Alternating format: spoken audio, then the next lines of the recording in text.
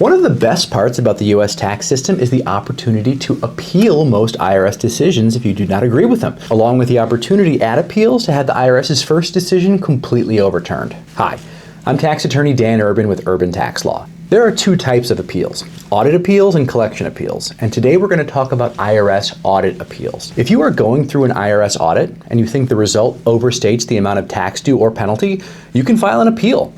There's two ways to get your case into appeals, and both happen toward the end of the audit. The first is by filing a request for appeals consideration after receiving your revenue agent report, sometimes called an examination report or a Form 4549.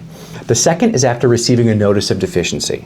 If you receive a notice of deficiency, your only route to appeals is technically to file a petition in the U.S. tax court. But assuming your case has not yet been to appeals, after filing, your case is automatically reviewed by IRS Appeals first. IRS Appeals is independent from the regular IRS, and IRS Appeals officers are tasked with impartially reviewing both the taxpayers and the IRS's positions and evidence and reaching the correct result.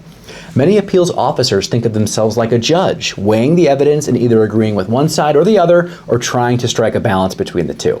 Now, if you apply for appeals consideration, you're not required to submit anything new to the appeals officer, but the appeals officer will accept new evidence if you have it. When I work with appeals, I typically work on a new submission specifically for appeals.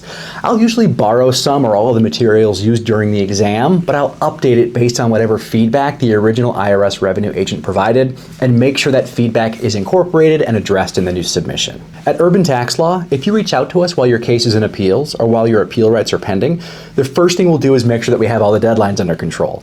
After that, we'll file a power of attorney form and take over as point of contact with IRS Appeals, so you don't need to talk to them. Then we will review your case in detail, prepare an action plan, and work with you to finalize our strategy on the case, and then we will execute on that strategy. Sign up for a consultation today, and let's talk about your case.